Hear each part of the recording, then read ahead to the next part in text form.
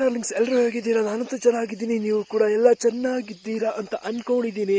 ಅಲ್ಲ ಗುರು, ಏನಾಗ್ತಿದೆ ಈ DC ವರ್ಸಸ್ LSG ಮ್ಯಾಚ್ನಲ್ಲಿ?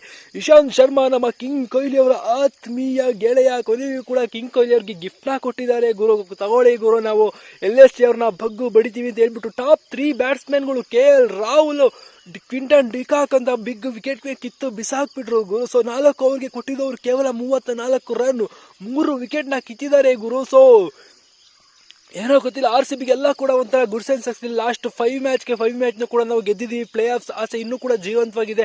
ನಮಗೆ ಬೇಕಾಗಿರೋದು ಕೇವಲ ಒಂದೇ ಒಂದು ಗೆಲುವು, ಅದು ಕೂಡ 18 ರನ್ನಿಂದ ಗೆಲ್ಲಬೇಕು ಅಥವಾ 18 ಓವರ್ ಒಳಗಡೆ ನಾವು ಚೇಸ್ನ ಮಾಡಬೇಕು ಗುರು. ಸೊ ಏನಾಗ್ತಿದೆ ಗುರು, ನಮ್ಮ RCB ಕಡೆ ಎಲ್ಲ ಕೂಡ ಲಕ್ಕು ಫೇವರ್ ಆಗಿದೆ. ನಮ್ಮ ಕಿಂಗ್ ಕೊಹ್ಲಿ ಅವರು ಹೇಳಿದ್ರು ಇದು RCBಯ ಹೊಸ ಅಧ್ಯಾಯ ಅಂತ. ಸೊ ಈ ರೇಂಜಿಗೆ ಹೊಸ ಅಧ್ಯಾಯ ಶುರು ಆಗ್ತಿದೆ ಅಂತ ಗೊತ್ತಾಗ್ಲಿಲ್ಲ ಗುರು. First half full completely off ಆಗಿದ್ರು, ಬಟ್ ಅದೇನೆ ಸೆಕೆಂಡ್ ಹಾಫ್ನಲ್ಲಿ ಏನು ರೊಚ್ಚಿಗೆದ್ದು ಬಂದಿದೆ ನಮ್ಮ RCB ಟೀಮ್.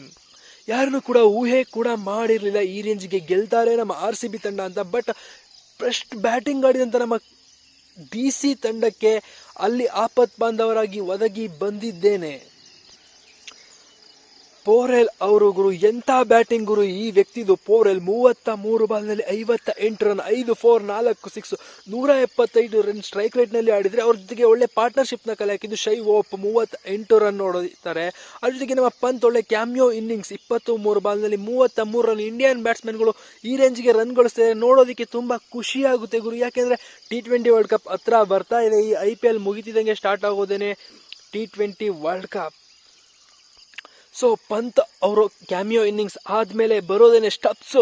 ಒಂಥರ LSG ಬೌಲರ್ಸ್ಗಳನ್ನ ಸ್ಟನ್ ಮಾಡಾಕ್ಬಿಟ್ರು ಅಂತ ಹೇಳ್ಬೋದು, ಸ್ತಬ್ಧೆ ಮಾಡಿಬಿಟ್ರು ಅಂತ ಹೇಳ್ಬೋದು. ಒಂಥರ ಸ್ತಬ್ಧ ಆಗೋದ್ರು ಎಲ್ಲರೂ ಕೂಡ ಅಲ್ಲಿ. ಯಾಕೆಂದರೆ 25 ಬಾಲ್ನಲ್ಲಿ 57 ರನ್, 3 4 4 6, 228 ಸ್ಟ್ರೈಕ್ ರೇಟ್ನಲ್ಲಿ ಬ್ಯಾಟಿಂಗ್ ಆಡಿದ್ದು ಸ್ಟಬ್ಸು ಗುರು. ಜೊತೆಗೆ ಅಕ್ಷರ್ ಪಟೇಲ್ ಒಂಥರ ಕ್ಯಾಮಿಯೋ ಅಂತ ಹೇಳೋದಕ್ಕೆ ಆಗೋದಿಲ್ಲ, ಬಾಲ್ ಟು ಬಾಲ್ ಏನೇ ಹೊಡೆದಿದ್ದಾರೆ. 10 ಬಾಲ್ಗೆ 14 ರನ್, 2 4, ಬಟ್ ನಿಂತು ಆಡಿದ್ದಾರೆ. ಇನ್ನೂ ವಿಕೆಟ್ ಕೈಯಲ್ಲಿತ್ತು, ಬೇಗ ಬ್ಯಾಟ್ನ ಬೀಸ್ ಆಡ್ಬೋದಿತ್ತು. ಅಕ್ಷರ್ ಪಟೇಲ್ ಆ ಎಬಿಲಿಟಿ ಇದೆ. ಬಟ್ ಸ್ಟಬ್ಸ್ ಅವರ ಇನ್ನಿಂಗ್ಸ್ ಇದೆಯಲ್ಲ ಗುರು, LSG ಅವ್ರನ್ನ ಸ್ಟನ್ ಮಾಡಾಕ್ಬಿಡ್ತು. RCB ಪ್ಲೇ ಆಫ್ ಆಸೆನ ಜೀವಂತ ಮಾಡ್ತು, ಅಥವಾ ಇನ್ನೂ ಗೆಲುವಿನ ಪರ್ಸೆಂಟೇಜ್ನ ಇನ್ಕ್ರೀಸ್ ಮಾಡ್ತು. ನಮ್ಮ RCBಗೆ ಕಾನ್ಫಿಡೆನ್ಸ್ ಕೊಡೋಕೆ ಸ್ಟಬ್ಸ್ ಅವರ ಇನ್ನಿಂಗ್ಸ್ ಕೂಡ ಕಾರಣ ಆಯಿತು ಅಂತ ಹೇಳ್ಬೋದು ಗುರು. ಸೊ 20 ಓವರಲ್ಲಿ 208 ರನ್ ಟಾರ್ಗೆಟ್ನ ಕೊಡೋದು, 4 ವಿಕೆಟ್ನ ಕಳ್ಕೊಂಡು DC ಇದನ್ನ ಚೇಸ್ ಮಾಡೋಕೆ ಸ್ಟಾರ್ಟ್ ಮಾಡಿದಂತೆ LSG ತಂಡಕ್ಕೆ ಸ್ಟಾರ್ಟಿಂಗೇನೆ ಶಾಕ್ನ ಕೊಡೋದು Ishant Sharma. Openers Quinton de Kock, KL Rahul ಇಬ್ರು ಗಾನ್ 12-5, ಏನೂ ಕೂಡ ಮಾಡೋಕ್ಕಾಗೋದಿಲ್ಲ. KL ರಾಹುಲ್ ಔಟ್ ಆದರೆ ಖಂಡಿತ ನಮಗೆ ಬೇಜಾರಾಗುತ್ತೆ. ಬಟ್ ಈ ಗೆಲುವು ನಮ್ಮ ತಂಡಕ್ಕೆ ಅನಿವಾರ್ಯ.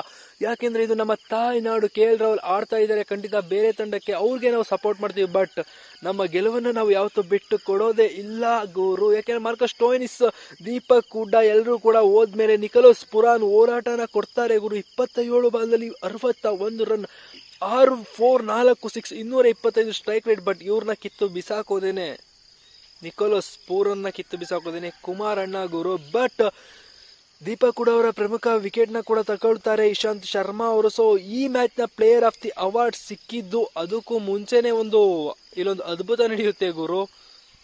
ಅಲ್ಲಿ ಖಾನ್ ಅವರು ಕೂಡ ಒಂದು ಅದ್ಭುತವಾದ ಇನ್ನಿಂಗ್ಸ್ನ ಒದಗಿಸ್ತಾರೆ. 33 ಬಾಲ್ಗೆ 58 ರನ್, 3 4 5 6, ಒಂಥರ ಬ್ರಿಲಿಯಂಟ್ ಆಗಿದ್ರು ಕೂಡ ಎಲ್ಲೋ ಒಂದು ಕಡೆ LSG ತಂಡ ಈ ಸೀಸನ್ನ ಪ್ಲೇ ಆಫ್ ಆಸೆನ ಬಿಟ್ಟು ಬಿಡಬೇಕಾಗುತ್ತೆ ಗುರು.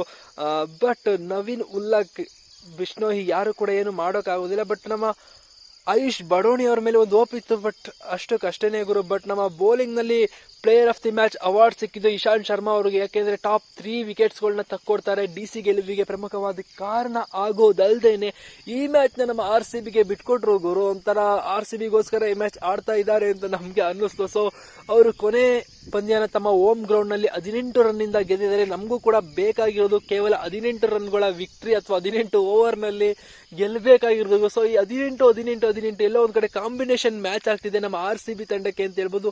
ಸೊ DCನೂ ಕೂಡ ಗೆದ್ದಿರೋದು 18 ಅಥವಾ 19 ರನ್ಸ್ನಿಂದ ಗೆದ್ದಿದ್ದಾರೆ ಗುರು. ಬಟ್ ಏನೋ ಒಂದು ರನ್ ಎಕ್ಸ್ಟ್ರಾ ಇದೆ. ಬಟ್ ಅಲ್ಲೇನೆ ವೇರಿಯೇಷನ್ ಕಾಣಿಸ್ತಾ ಇದೆ. ನಮ್ಮ RCB ತಂಡ ಪ್ಲೇ ಆಫ್ ಕ್ವಾಲಿಫೈ ಆಗ್ತಾರೆ ಅನ್ನೋ ಆಸೆ ಅಭಿಮಾನಿಗಳಲ್ಲಿ ಇನ್ನೂ ಕೂಡ ಜಾಸ್ತಿ ಆಗ್ತಾ ಇದೆ. ಸೊ ನಿಮ್ಗೆ ಅನಿಸುತ್ತೆ ನಮ್ಮ RCB ಕ್ವಾಲಿಫೈ ಆಗ್ತಾರೋ ಇಲ್ವೋ? ಕಮೆಂಟ್ ಸೆಕ್ಷನಲ್ಲಿ ಕಮೆಂಟ್ ಮಾಡಿ. ನೆಕ್ಸ್ಟ್ ವಿಡಿಯೋದಲ್ಲಿ ಸಿಗೋಣ. ಅಲ್ಲಿವರೆಗೂ ಕಾಯ್ತಾ ಇರಿ. Tata, bye bye, see you.